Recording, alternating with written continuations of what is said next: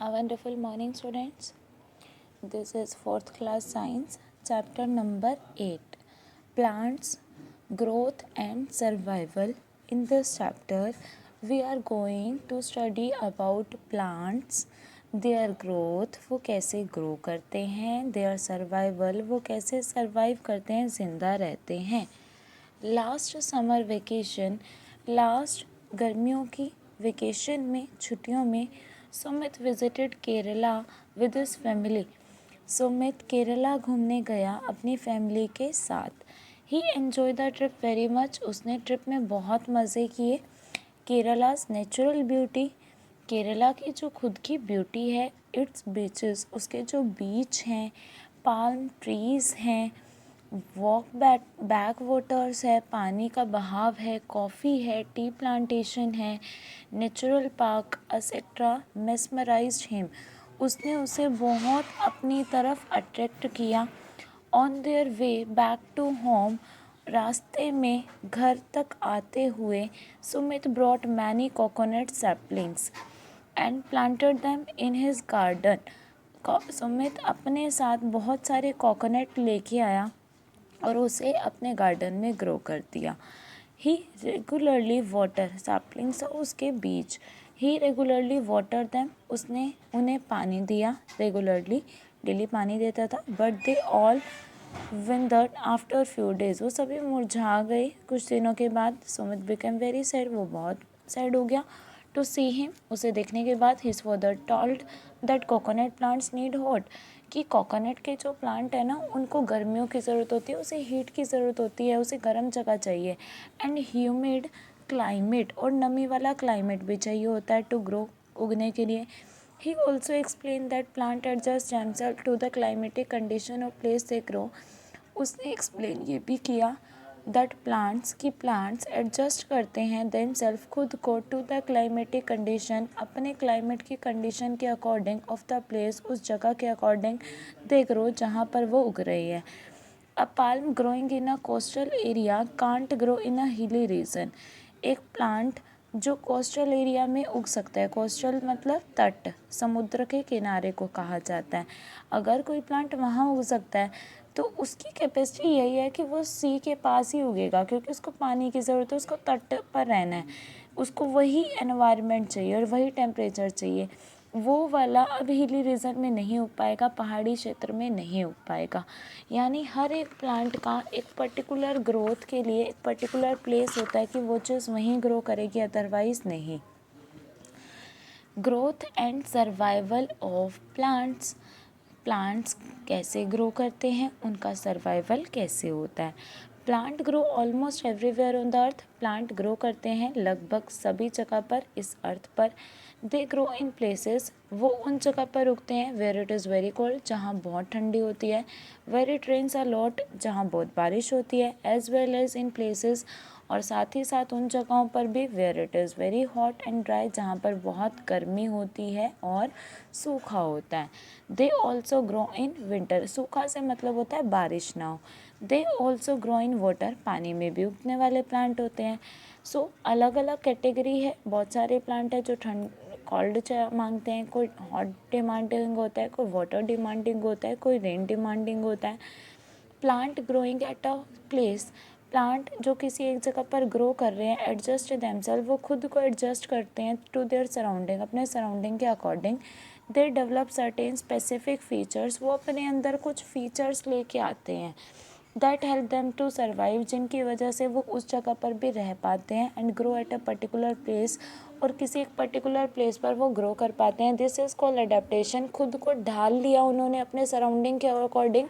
इसके लिए वर्ड होता है अडेप्ट, अडेप्ट का मीनिंग होता है खुद को ढालना. तो इस प्रोसेस का नेम है अडेप्टेशन, मतलब अपने आप को अडेप्ट कर लेना, ढाल लेना अपने एनवायरनमेंट के according. The place where a plant grow, एक ऐसी जगह जहाँ पर प्लांट उग रहा है उसको उसका घर कहेंगे, यानी हैबिटेट कहेंगे. द हैबिटेट प्रोवाइड फूड, वही हैबिटेट ही उसको क्या देगा, फूड देगा. फूड मतलब उसे न्यूट्रिएंट देगा और सनलाइट देगा, क्योंकि प्लांट का खाना क्या होता है, न्यूट्रिएंट मिलते रहें उसे, नाइट्रोजन जैसे वो सॉइल से लेता है, मिनरल्स लेता है, वो एयर से कार्बन डाइऑक्साइड गैस दोनों ही चाहिए होता है, ऑक्सीजन भी चाहिए होता है, सनलाइट भी चाहिए होता है, तो ये सब कुछ लेता है. पानी चाहिए, शेल्टर रहने के लिए छत चाहिए, and space to the plant और प्लेस चाहिए, उसे स्पेस चाहिए, जगह तो चाहिए ना प्लांट को। A particular habitat call for specific condition, कोई भी एक हैबिटेट अगर आप चूज़ करते हो तो उसको एक स्पेसिफिक कंडीशन को बुलाने की नीड पड़ती है, मतलब उसको ज़रूरत होती है।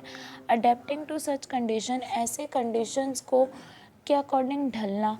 Help the plant to grow and survive, जब वो ढल जाता है तो उसके अकॉर्डिंग प्लांट क्या कर सकता है, ग्रो कर सकता है और फिर सर्वाइव कर सकता है। दिस इज़ द रीज़न, यही वो रीज़न है why certain plants are found in certain area, कुछ प्लांट कुछ ही रीजन में पाए जाते हैं। For example, you would not see a cactus growing in water, आपने नहीं देखा होगा कि कैक्टस कभी भी पानी में नहीं ग्रो करता।